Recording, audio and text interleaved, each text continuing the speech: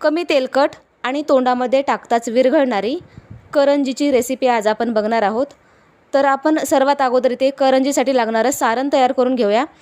त्यासाठी कढईमध्ये तूप घालायचं आहे, त्यानंतर 2 वाटी बारीक रवा घालायचा आणि आपल्याला इथे लागेल तसं तूप घालून रवा भाजून घ्यायचा आहे। जास्त लालही करायचा नाही, जास्त पांढरा ठेवायचा नाही। तर अशा पद्धतीने आपल्याला इथे रवा भाजून घ्यायचा।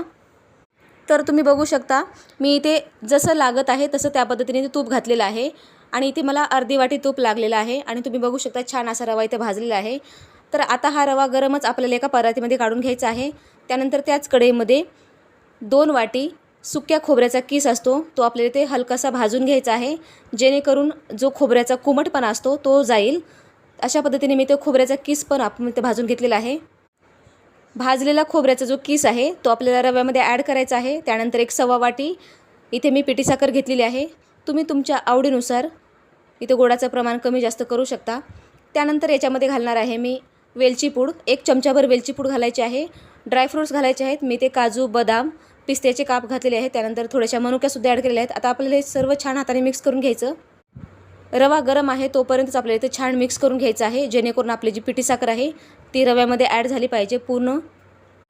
त्यानंतर 2 वाटी मैदा घ्यायचा आहे, अगदी थोडंसं मीठ घालायचं आणि इथे 2 चमचे कडकडीत तेलाचं मोहन घालायचं आहे आणि सर्वात अगोदर आपल्याला हे चमच्याने मिक्स करून घ्यायचं।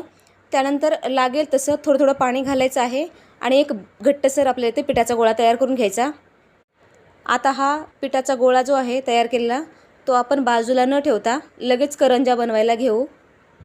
एक छोटासा पिठाचा गोळा घ्यायचा आहे आणि आपण ज्याप्रमाणे पुऱ्या बनवतो अगदी त्याचप्रमाणे त्याच मापाचा आपल्याला इथे लाटून घ्यायचा आहे, लाटी लाटून घ्यायची आहे। त्यानंतर आपल्याला याच्यामध्ये जो बाकूर आपण जे सारण बनवलेलं आहे ते भरून घ्यायचं आहे आणि इथे साच्यामध्ये आपल्याला करंजीच्या साच्यामध्ये सर्व करंज्या अशा पद्धतीने तयार करून घ्यायच्या आहेत। तर मी इथे सर्व करंज्या अशा पद्धतीने बनवून घेतलेल्या आहेत। त्यानंतर आपल्याला कढईमध्ये तेल घालायचं आहे, तेलसुद्धा कडकडीत गरम करून घ्यायचं। त्यानंतर गॅस फ्लेम आपली जी आहे ती मंद करायची। त्यानंतर आपण त्याच्यामध्ये एक एक करंजी सोडायची आहे आणि अशा पद्धतीने जास्त इथे आपल्याला लालही करायचे नाहीत आणि जास्त पांढऱ्यासुद्धा ठेवायच्या नाहीत। अशा पद्धतीने आपण इथे करंज्या तळून घेतलेल्या आहेत। खूप छान अगदी खुसखुशीत अशा करंज्या तयार झालेल्या आहेत। नक्की बनवा। कसा वाटला व्हिडिओ मला कमेंट करून नक्की सांगा। व्हिडिओ आवडल्यास लाईक, शेअर, सबस्क्राईब। धन्यवाद।